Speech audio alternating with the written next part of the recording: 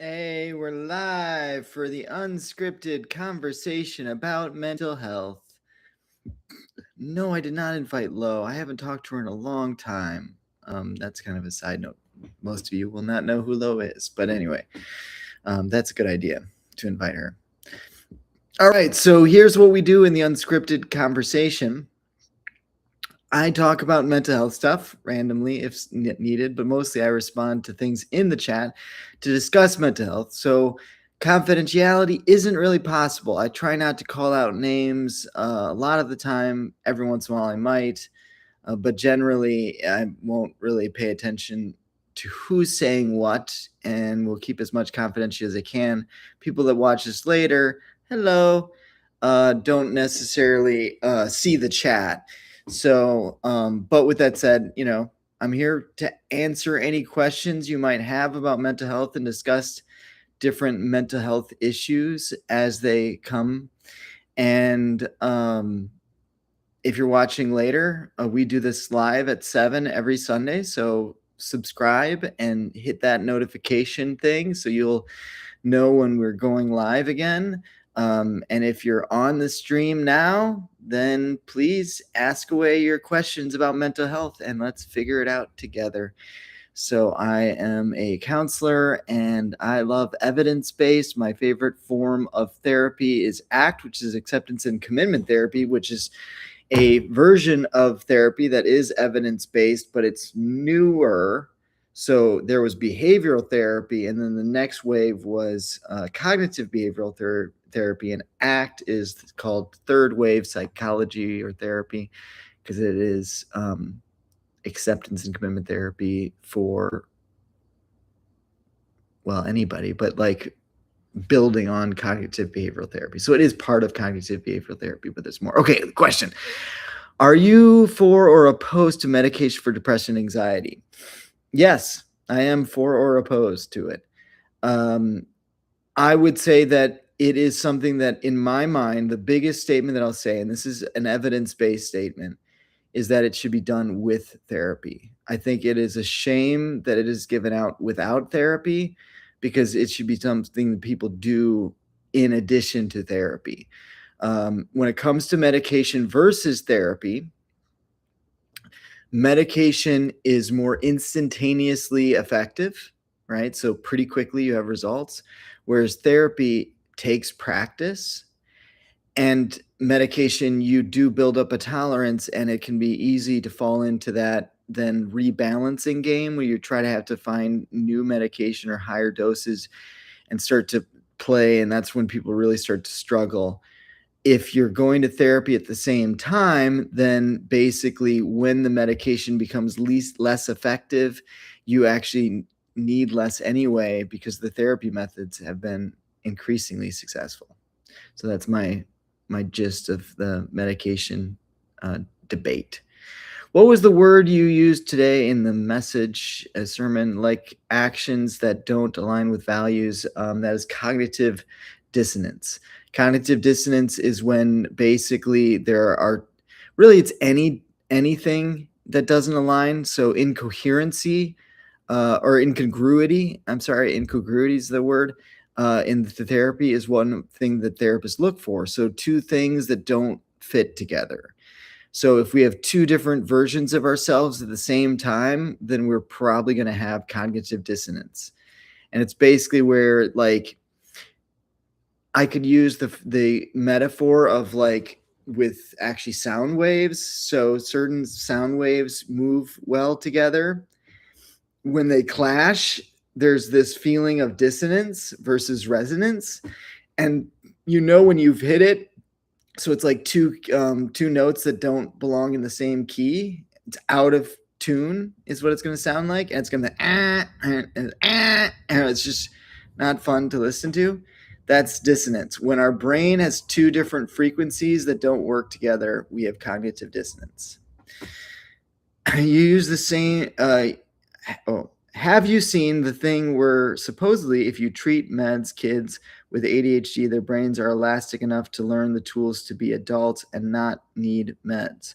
Hope I explained that well. I don't know if you explained that well, but I think I get the gist of what you're saying. I have not seen that thing specifically. I think that one of the problems with diagnosis is when it becomes our identity that leads to permanence. So there's always a temptation to think that we're going to struggle with something forever. And when we start to make it into our identity, that becomes a problem.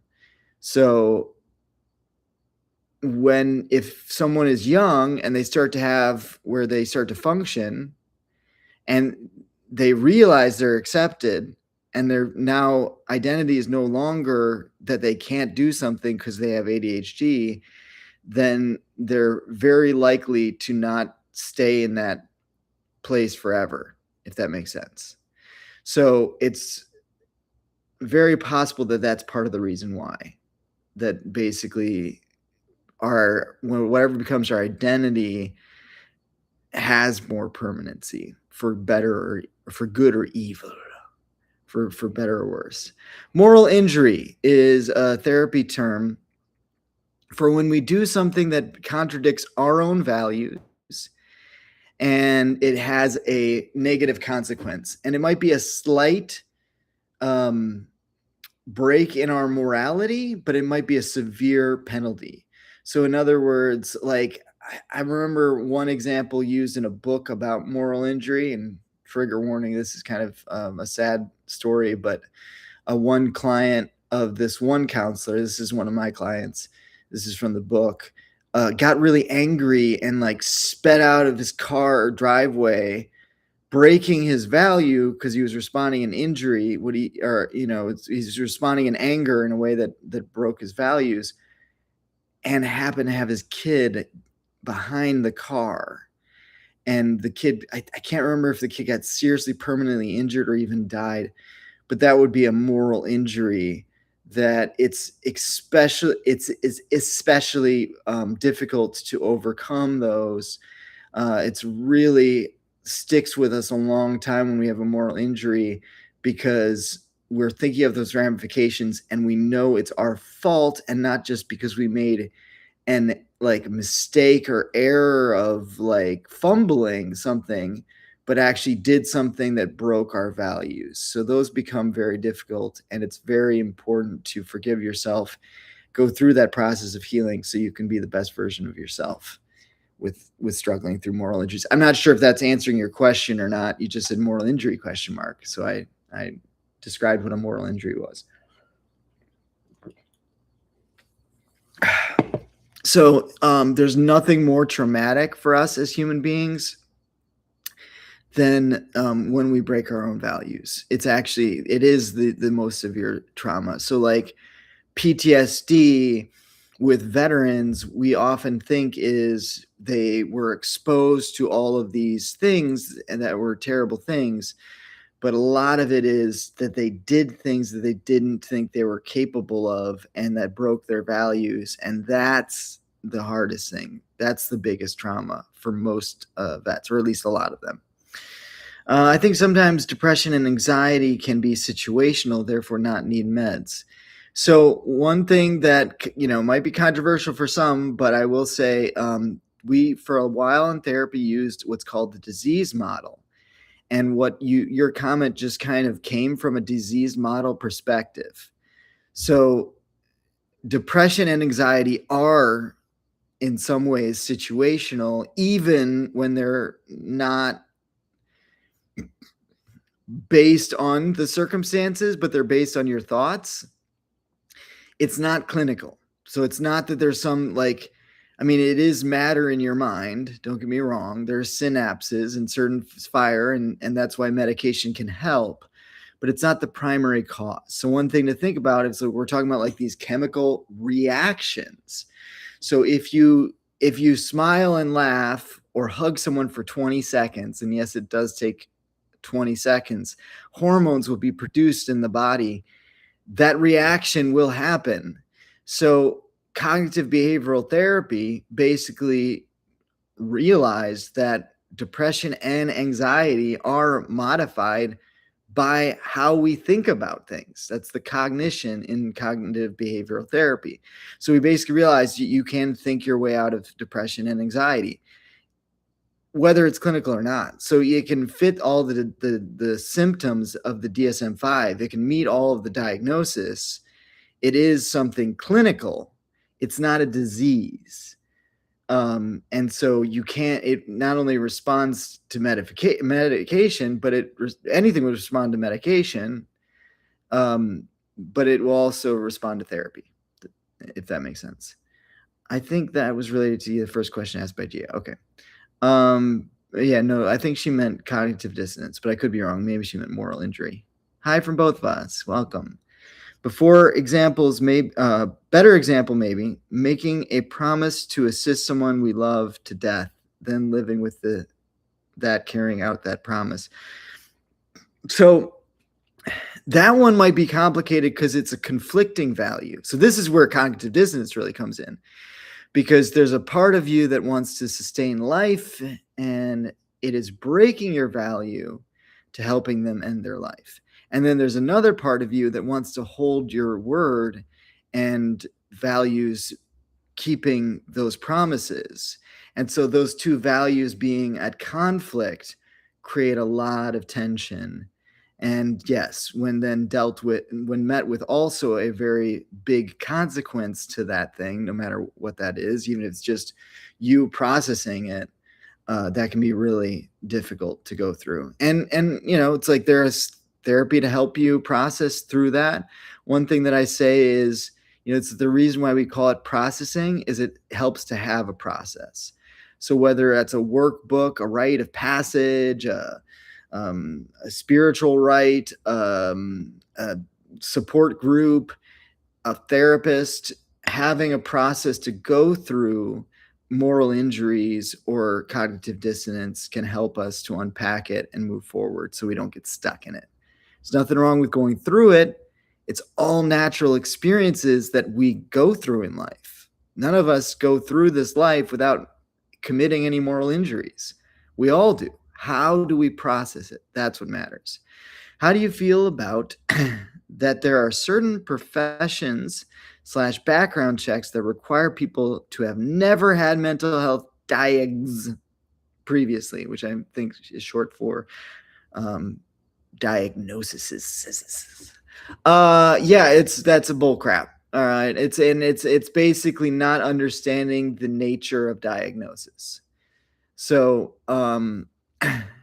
I get the fields is usually like fields that include like law enforcement and stuff that involves like a gun. But I know, and this is backed by the data, somebody who has been treated for therapy tends to be much safer and more functional than somebody who has never been treated for therapy. The people that think they don't need therapy are usually the weakest and least functional people. So I would much rather have somebody who has been diagnosed with a mental health condition, who has gone to therapy and gone through that process. I would feel much safer, even if it's them watching me with a gun. I'm going to trust that person over another person. Now, that, of course, might be a little different if we're talking about dissociative identity disorder or schizophrenic disorder. But then again, it's like, how long ago were they diagnosed with it and had those struggles, if they were like institutionalized or something like that? Because if it's like 10 years ago, it's like that probably is not even something that they struggle with anymore if they went to therapy 10 years ago and they haven't had any issues since then for the 10 years. But part of this is it's like a lot of these methods are fairly new. Like post-traumatic growth was first in the 80s. It was discovered. ACT that I mentioned earlier is even more recent. So like we've learned a lot, down to there are still psychologists who are functioning today in practice that were educated in a behavioral therapy model, but a much less informed system, that didn't understand the negative benefits or the negative consequences of, like, for instance, corporal punishment and things like that, of like more strict, harsh things, that we thought that was what was going to work. Scared straight is an example. They did that scared straight. They yelled at the kids. They thought, yeah, this is helping them. This makes sense. And then statistics show later that those kids that went through the program were far more likely to commit crimes in the long run. Because surprise, surprise, when you treat people like crap, they do crap. It doesn't actually help them. Even if you're thinking, I'm scaring them into doing things right. And now we've discovered with evidence what actually works. And so all that to say is part of the problem we have is there are a lot of people that don't understand these things or are working from a former mindset of what therapy used to be. So like in the last, I would say 20 years, we've come huge strides when it comes to evidence-based therapy, that we didn't have these tools worked out as well as we do now. I don't need therapy. I'm completely sane. That's for crazy people, quote unquote. Yeah. And like I had somebody talking crap on my YouTube channel for one of the comments, calling me GHEY, which I assume stands for gray, because I can live neither in black or white. So I must be gray. That's what he's saying. He's certainly not questioning my sexuality because I'm a therapist. Anyway, and then he also said this thing about like, oh, people that are helped by therapy are weak-minded or something like that. And my response was, that's like saying people that people that get stronger by lifting weights are weak-muscled. That's why they need to lift weights. And the moment they stop lifting weights, they go back to weak because they're just weak internally. And it's like, okay, it's evidence-based that progressive overload will grow muscles. That people have been doing it for a long time, down to there's a pretty scientific effect of a cause and effect relationship of what you want to do if you want to look a certain way and you want to get your body that way, and it works. And therapy, it's the same thing, that people who want to be strong-minded, to be emotionally regulated, to have huge emotional intelligence, will practice these skills and then they'll develop it. It's like the same thing of like people that train in Brazilian jiu-jitsu will choke your butt out in a fight. And they might not look like much, but because they've trained in it, because they've practiced it, because they've drilled it. The people that have gone to therapy and really done the practices with evidence-based therapy, when things go chaotic, are the ones who can keep themselves regulated, can handle it. Eventually it becomes like a superpower. All right. LOL. I agree. It is for crazy people, not me, of course. Yeah, therapy. Yeah. Child, I think she means discipline, is not crap. The problem we have today is kids being pacified instead of disciplined.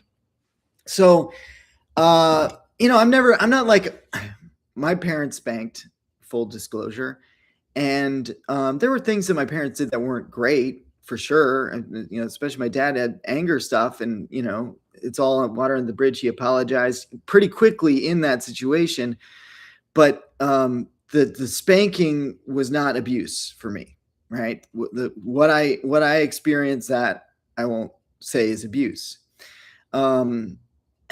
In the disciplined, pacified thing, I think we're working with a false paradigm, right? On the one hand, we have strict discipline. On the other hand, we have pacifying people.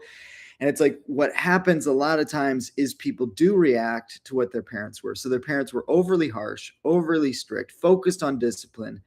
And then we end up not creating any boundaries, be overly pacifying, and not empowering. And there's a positive psychology way that is more evidence-based, that has boundaries that you lovingly keep, that is just the way that works best for human behavior. And I'm not going to say that I'm an expert on being a parent, but I raised a really good cat or two. I will say, as a therapist, I know the evidence of what it says on long term, what's the best. So I don't judge anybody for the way that they raise their kids. I'm just saying that the harsh scaring tactics, it doesn't mean no discipline. I think actually, like, look at my life. I love fasting. I love working out. I like getting up early.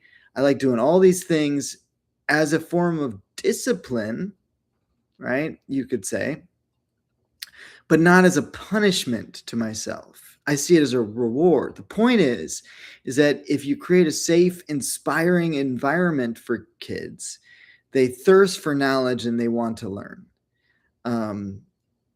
Now, that's not easy to do. That's a lot easier to do when you're not a parent, you're not low on sleep, you're sitting back in a therapist chair and you're telling people, what the evidence says of best parenting 101, right? The perfect parent is the one who's never had to waken up in the middle of the night for a crying baby. A theory goes out the window when you're struggling and tired, and that's life. LOL, as far as the outdated practice, it made me think of like ink blots and what do you see them? Yeah. And so that's like the ink blot interpretation called the Rorschach test. It's not like it's bad practice. It's from an analyst's perspective. There are easier and better ways to get to the point. So like word association things is another thing that you see still in movies, mostly like comedies making fun of therapists.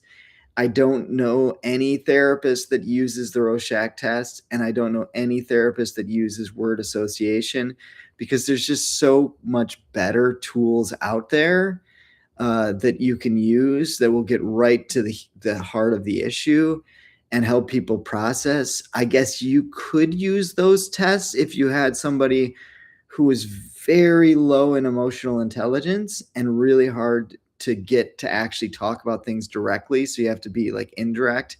If you're basically working with Michael Scott from The Office and you're like Toby and he's not happy to be there, yeah, you got to start working at some indirect paths, and then you can pull those things out there. All right. I see butterflies. I don't know what that means. A punishment at first. A punishment at first. I don't understand what that person is referring to. Punishment and discipline are different things. Yeah. And it's like, I'm not saying there's no room for punishment. It's like, again, I'm not judging anybody's parenting on how they parent. A lot, I think, comes down to how you do things. So like, yeah, a discipline and abuse are definitely different. So like, I was actually talking to one of my friends about this thing that I saw online that was clearly from a very biased, hey, thanks for joining in, a clearly biased perspective that was saying like, I think it was somewhere around 60% of kids, it said, had been physically punished and or, now what did they say? I'm trying to remember the phrase. It wasn't that they said emotional abuse, because they didn't actually say that. Oh, they said emotional violence, which is like, okay, that's not a clinical term. What the heck is emotional violence? But also the way that they put that string of words together is implying that any punishment essentially was abuse, right? That anytime you correct somebody, it definitely was any spanking was abuse. And it's like, you can look at the research and, make your judgment call for yourself on whether it's the best practice or not. But again, it's not all abuse. And so, yes, I do think we can be overly judgmental and biased. I will say, though, it can be traumatic even if it's not abusive. Okay. So this is the real nuance that matters when it comes to your process. Some people, the way they received even sometimes light discipline ended up turning into abuse because of the story they developed internally, which, by the way, is the parents may be influenced, but we don't have to blame them, and blaming them just prolongs the problem. So again, let me be clear, because I was having a video where I was talking about this in one of my R&R mental health videos, and I even went to mention that I'm not saying in cases of abuse. And then the person still was like, this person is trying to like justify toxic behavior or something like that, and got really angry at me.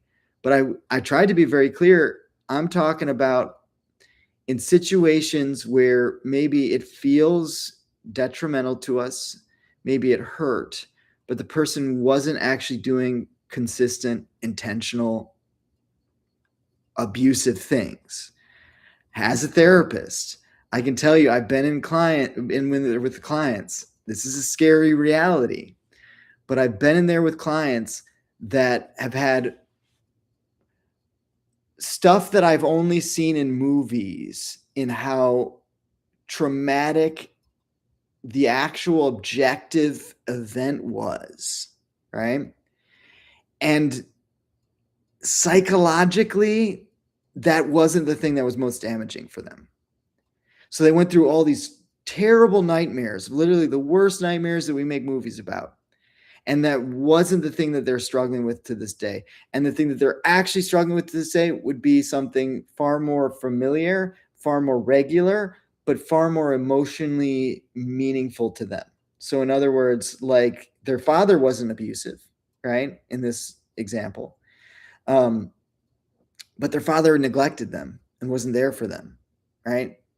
And then this person was super abusive, but that did more harm. So, we sometimes like even I, like when I'm talking about things and using examples, sometimes overly use examples of very traumatic things because they're just easier to point to. They're obvious influences that are going to be like really clear, and you can use them as a teaching tool. But a lot of our influences were far smaller. Like a go-to example that I've used with multiple clients, and maybe even, I don't know if I've used it in these kind of talks before, but one event that changed the trajectory of my life for many years was when I was in elementary school. I came back to see who I thought was my best friend from summer break, thinking that it was going to be great being together again. And he basically ignored me because he was with the cool kids. And internally, my mind went, oh, Richard, you love people deeper than they love you. Got it. Accept it. Embrace it. And that became my reality. And that shaped my reality for a long time, for decades.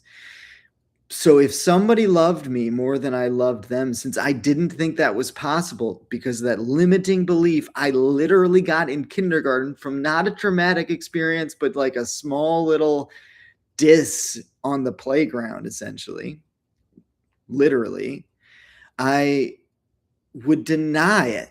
So in other words, I didn't accept people if they loved me more than I loved them.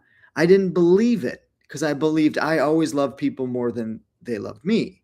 And then I would condition people to treat me that way. I'd hang out with people that didn't clearly love me because I thought the reality was no one was going to love me deeper than I loved them. And so that became my relationships and friendships and community. It became my story. It became my reality for so many years. And then finally I realized it, and I started, doing therapy and developing different tools and realizing, oh yeah, that's not actually true. And I don't have to live in that reality. And I can actually have friends that love me as much as I love them, or even more, you know? It's almost like balance is a good answer. Yeah. And a lot of these things, like that's the nuance that is not going to go viral. But it is what therapy teaches us. So like a lot of the answers is it depends, which is why I will say having an actual therapist that you actually work with one-on-one is really helpful, because the nuance of, it's like you can look up this stuff online and find out a lot of these tools, but knowing when to apply it, how much to apply it, and what's going on internally in your story is where therapists can really help.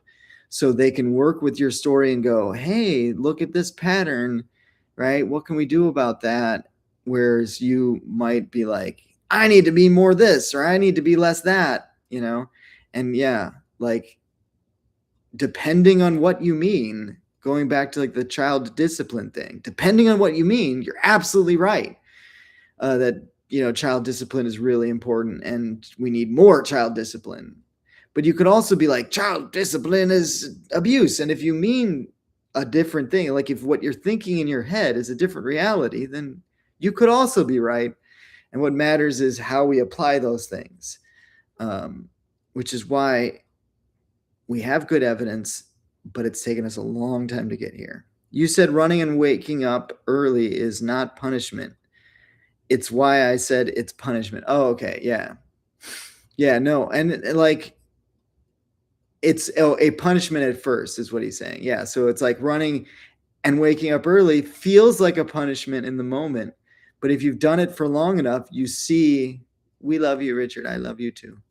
You see why it's beneficial. You see why she's referring to the fact that I was like, well, and actually the person who wrote that, I'm trying not to call people out, but is one of the few people that I still have in my life that I was close to when I was living under that limiting belief, because she's one of the only people, sadly, that was able to make the transition from I'm a toxically enabling, overly responsible, codependent people pleaser to I'm somewhat functional, trying to balance independent adult who loves to facilitate acceptance and growth for those who want it. And that's a very different reality for me. It's been a long journey, and that lady has been with me the whole way, so I appreciate her very much. Do you find lady insulting, by the way? Somebody who's in your age group said that she felt insulted when someone called her lady because it sounded too old. But anyway, there's a few that stuck around, and for good reason, yes. And I appreciate all that did stick around. Of course, you were like 13 at the time, so I don't know if it counts. No, I'm just kidding. Yeah. But I mean, some people I got really close to. I wasn't close to Joe at the time, who was my former roommate, for those who don't know. And then we got closer afterwards. But yeah, that was part of my journey and transition in life. All right, let's keep the chat questions going, people. But yeah, going through that nuance and working through when to apply different things in therapy is the discernment. And one of the things I say, even with my clients, is to like, there's a discernment process that nobody can make for you. A therapist can make it with you. We can talk it through, help you see what you ultimately really want to do.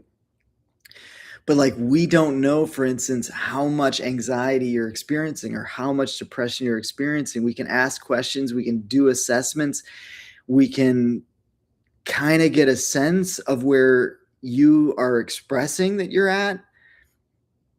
But everybody feels pain differently. We don't know the weight. Speaking about running, waking up early and running, when you run with someone for long enough, you know kind of what they can handle and what they can't. But if they're sick or going through something, having an injury, it's going to be different. Can you talk about some phobia stuff? Sure. We start with phobia stuff on like objects, which are also easy to talk about. They're also easy to get over if you want to. They're not super debilitating in life normally. I mean, it depends on what it is. So like if your phobia is of cars, that might be a problem in most of America.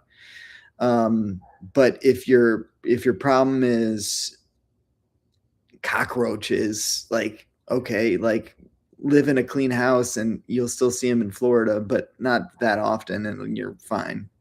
If you're still scared of it, just have a friend or a good exterminator. But if your phobia is attachment, you're going to have more struggles. If your phobia is of being a failure, you have a fear of failure or even a fear of success, that's a much different phobia. And it's much harder to figure out how to do progressive overload exposure therapy with those kind of things, because how do you make it gradual and progressive enough to just consistently work on building social skills, feeling connection and attachment. You're with moving objects called human beings, and it's a little bit harder to regulate that. Yeah, agoraphobia, with the fear of leaving your house. I mean, during COVID wasn't even a problem, right? And it is a problem. I'm not trying to minimize it, but you can, even with that one, function. It's an extreme phobia that I would hope you're motivated to get over, but that you can actually more easily live with than the fear of attachment. LOL lady is not offensive and better than ma'am. That makes sense. Way better than ma'am. Yeah. Yeah. It's hard to know in today's culture what is a compliment to give people. I hated ma'am until I was old. Now you like, it depends on, for me, those kind of like, I don't know if you say what terms of endearment, who they're said by. If a waiter or waitress says them, I love it. Their tip is going up, if whatever. And it's like, I don't care if it's a waiter or waitress, and I don't care what the term of endearment is. Because it's like, you don't know me and you don't know my name, but like, just be like, oh, I'll just be with you in a second, dearie. It's like, okay, you're going to get a good tip. Yeah. I like the way that makes me feel. But if other people started calling me dearie, I would be like, this is a little weird. So for me, a lot of context matters on that thing. Now, that has nothing to do with therapy at all, but that's just a little tidbit, a little information from you to me to you, me to you. Yeah, there you go. All right, so let's keep the questions going, guys. Okay, I'm here to answer any of your chat on mental health issues, and I know some of you got mental health issues, mental health questions. But with that said, I'll keep on talking either way. Okay, we got good. Well, it has to do with human interaction. Why not make someone smile if you can? Oh, the terms of endearment. Yeah. So there's a movie called Harvey, and it's one of we have issues for sure. Well, everybody here has issues. That's okay. And Harvey is starring Jimmy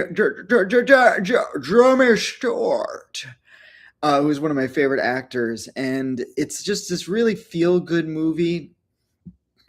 Jimmy Stewart plays Elwood P. Dowd, who like sees an invisible white rabbit, and that's his like best friend, and he's a big drinker, and it's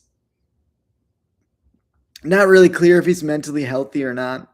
Obviously it's a fictional movie, so it's like, is the white rabbit real? But there's a guy who describes his fantasy, and his fantasy is being in this spot where there is no time, and there's a woman that just pets his head and says, poor dear, poor dear. And he just lays there and talks about all the problems he has, and I think drinks beer and is told, poor dear. And I grew up like with the fantasy of time not ticking, because I had such a worry brain for so long in my life, and I was struggling with anxiety, that the fantasy of somebody just stroking my head, no time being wasted, no time passing, and just for weeks at a time just going, poor thing, poor thing. So I love this idea, but I found out that some people find it condescending when you say, poor thing, you poor thing, right? I love it. Like, actually, one of my friends jokes about it because she will say condescending things to me, like in jest, and then I'm actually comforted by it, and I'm like, oh, that feels so nice, thank you. And then they have to go like, oh yeah, that's right, you actually don't mind condescending of comfort, because you'll take any comfort you can get. It's like, yeah, just give me this. Oh, it's so bad for you. Oh, you got the worst. Oh, it's so bad.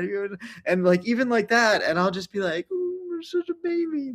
Which honestly, some of that is just like knowing what works for you, and then asking for it, and then being okay with that, or giving people what they need. It's like, if that's what comforts them, great. You poor baby. Yeah, it's like, I would never feel, if someone said, you poor baby, like I'm like, oh, thanks, It makes you feel so good. I don't even care if you mean it. It just feels good. It's like a warm blanket, you know? Doesn't it feel great? All right. My sister had agoraphobia really bad. Practice finally got her out of it. Yeah.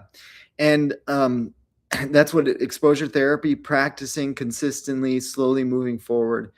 I mean, that exposure therapy methodology is like on point. It's very scientific. It works well. It's worked for a lot of people. So it is a really good way to get over things. It's just really hard to apply those principles with things that are more intangible, if that makes sense.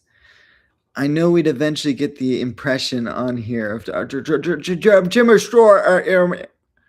Jamie had a thing where he didn't say anything quickly, but when he said something, it always sounded really smart. That's Jimmy Stewart. That's really old Jimmy Stewart. When he was younger, he didn't really talk that anime man, and it's an exaggeration of what he actually sounds like when he was older. It's like Chris. I'm going to get into the other. Christopher Walken. I'm still on the Jimmy Stewart. Frankenstein never scarred me. Marsupials do because they're fast. You know, it's like Christopher Walken, when he realized why people liked the way that he talked, it started sounding very different. But if you watch like early Christopher Walken, like it's very subtle.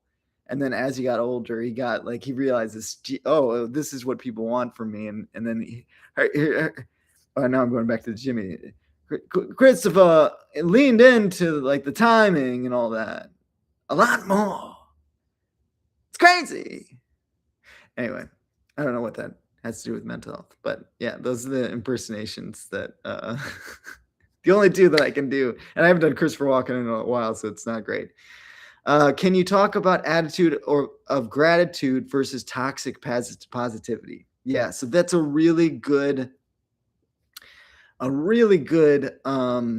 question, and a really nuanced difference. So like, when are we talking about toxic positivity and attitude of gratitude? Because we want to build the muscles to be able to be grateful and to be able to control our spotlight on the things that are positive, but at the same time to not denial or avoidance of the things that are negative.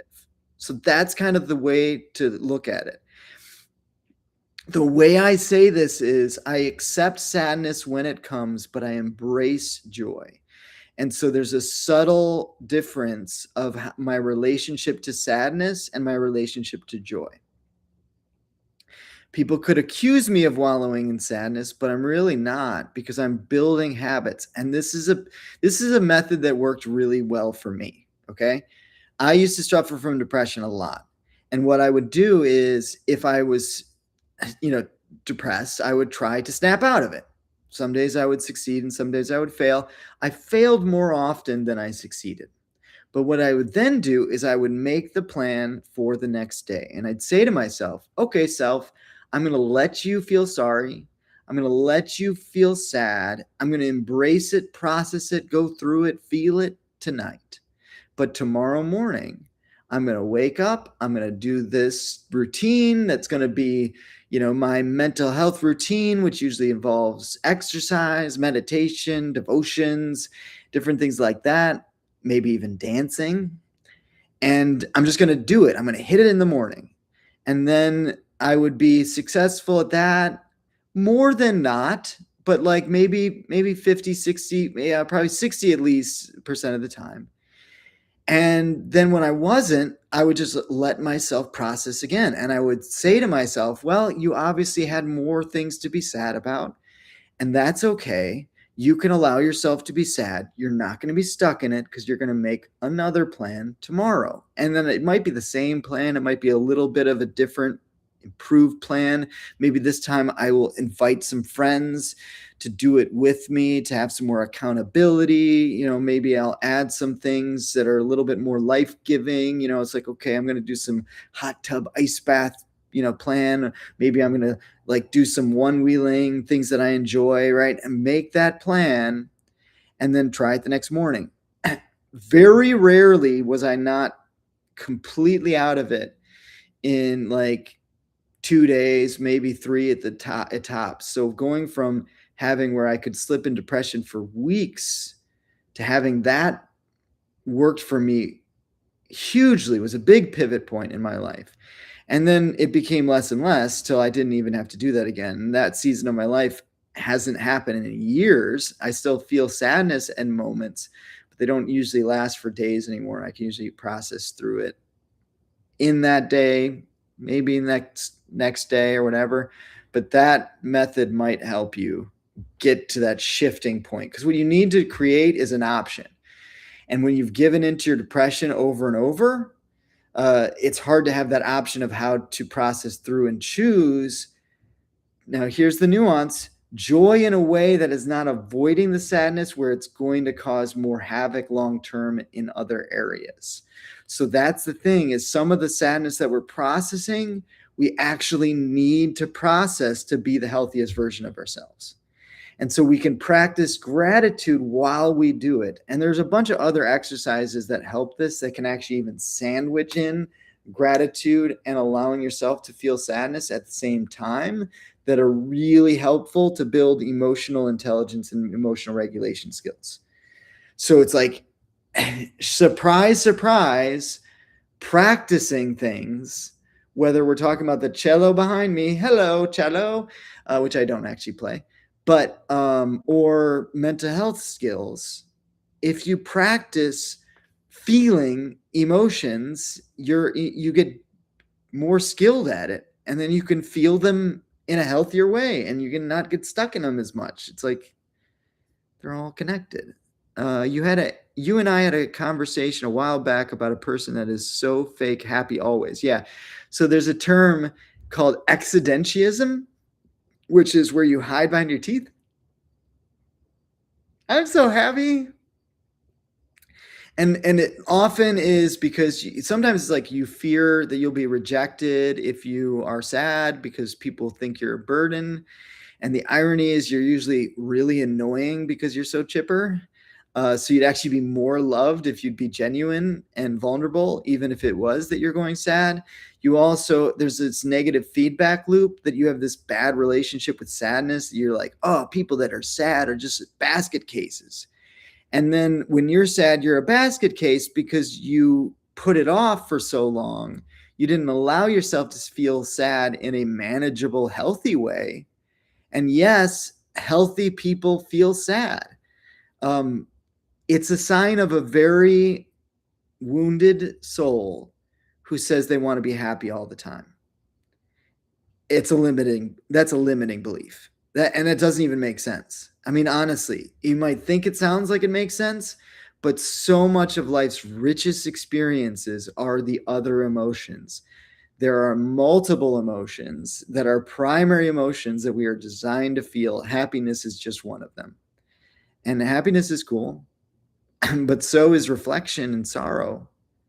It's beautiful, right? So is anger and protection and taking care of people. This is all connected. Bittersweet, by the way, is my go-to recommendation if you want to read a book about like melancholy and change your relationship with it to be more positive. In ACT, you can give examples of the reason given for your behavior step. In ACT, can you give examples of the reason given for your behavior step? Not exactly sure what you're asking. Can you give examples of the reason given for your behavior step? The reason given for your behavior. Not sure what that person means. There's so many cool things in ACT, like diffusion and diffusion statements. So that might be, but I'm going to wait for that person to clarify when I look at the next person's question. Where are where are some common things people fail when trying to maintain boundaries? I feel like a lot of people are decent at figuring out where they want the boundary, but not good at maintaining it. Yeah, the problem with boundaries is that other human beings are included in them. So you have to give them to other human beings. And you'll have friends that will like encourage you to have boundaries, and they'll tell you to have boundaries, and they get really mad at you when you apply boundaries with them. Because they're like, no, not with me. And for one, people don't like change. And when you are talking about an existing relationship and you're like, I got to instill some boundaries here, you're changing the relationship dynamics, and that throws people off. And if the person has insecure attachment, is going to make them triggered and feeling insecure about your relationship. And now they're reacting and not processing rationally because you're having healthy boundaries. So one of the things that I would say in applying healthy boundaries is go slow, over communicate, but be consistent and firm. Because the worst thing is when you're trying to apply boundaries, but you're going back and forth, because then you're actually long-term breaking down trust, because then the person doesn't know if what you say is truthful, because you've broken your own word, even if it's like something they wanted, right? So you might not think of it as a being just trustworthy statement, because it's like they want you to break your word, but it's still you breaking your word, and you become a less reliable human being to yourself and others. And then that's where the relationship can fall into codependency. So only set boundaries that you can actually maintain. Consistency is the key. It would be better to have smaller boundaries that are actually done than these big set boundaries that you make a big show about, but are so hard to do, because realistically, it's never fun to have boundaries with people. All right. So I'm still not seeing the ACT question of reason given for your behavior. But yeah, and then just like be patient with yourself. I mean, when I started applying boundaries in my life, I had been living a fair amount of time. I know I'm just a baby still, just a little baby. But like I've lived enough life that by the time I started doing therapy and learning how to set boundaries, I had a lot of established relationships. And like I referred to earlier, I lost a lot of those relationships, and it was scary and it was hard and it sucked, and I didn't really have any choice. So I can't say that I was brave in doing it, but in hindsight, I'm not sorry to not have those relationships. And I'm not judging the people. I'm not saying they're toxic people, but my dynamic, I can even take it. I can own it. I can own responsibility. The dynamic I created with those people in our relationship was where I was giving a lot more than I was getting. And they didn't even realize it. They didn't even know it. They didn't know that I was struggling and hurting and empty all the time because I was being codependent. We're all first-time humans, have grace. Yeah, for sure. Yeah, and there's evidence-based, right? Tools that we've learned from watching people make mistakes and figure out how to change. But we all are stumbling along the way to figure it out. So it's part of the journey. And yeah, so go real slow and give yourself grace as you start to learn how to set boundaries. Have you guys, I mean, this is one of my go-to examples, but it's like, have you ever learned an instrument? Man, maybe some people just pick up instruments and can just play. But for me, it's like this arduous practice of like developing the ability to move in ways that my body doesn't think it can, where I have to go so slow and do it over and over and over. And then sometimes as I'm doing it over and over and over, I actually suddenly get worse. Like it's something that I could do yesterday, and then all of a sudden I can't do it today, and I start making these mistakes. And it's like, the temptation is then to get all emotional and make it, internalize it and make it into a big deal. And what I really need to do is just go slower, trust the process, go, hey, I've done this before, I can do it again. So the same thing is done in the life stuff that really matters for emotions. Like if you're getting frustrated because you're falling into an old way of thinking that you thought you had recovered from again, don't beat yourself up. Just go, hey, I did it once, I can do it again. Growth isn't linear. Yes, absolutely. It's one of my favorite phrases. And it's just the reality. We ebb and flow in life, right? We have times where things are going great, times where we're really struggling. That's just how life is. Part of the journey is as you age, what you want at 20 or 30 is not what you want at 40 or 50, and so on. We cannot know what we do not know. Yeah. Yeah, I know. And it's like I there's a song called 17 by Chris Renzema. It's a really beautiful song. And it starts by like, if I was 17, I wonder what I would think about the person that I am now. And when I first heard that, it was kind of brutal for me because I was like, oh man, the person that I was at 17 would look at the person I was now with disappointment. And I sat on that for a while, and it was like I almost felt ashamed of myself for like who I turned into until I realized I was a 17-year-old at the time though. The person that I wanted to be at 17 was stupid. I was a punk kid at 17. I thought I knew everything and I knew so little, right? So if I had the 17-year-old kid, the 17-year-old version of me looking at me and going, "Ooh, you did that? You didn't do this? What's wrong with you?" I'd be like, listen here, little, you know, pissant, little, I don't know. I would be nice to the 17-year-old version of me, honestly. But like, I was just a punk. Now I want different things. Now I've lived a different life. And so I have different feelings about things. And that's okay. And it's growth. And I actually love myself better than I ever have before. And that matters.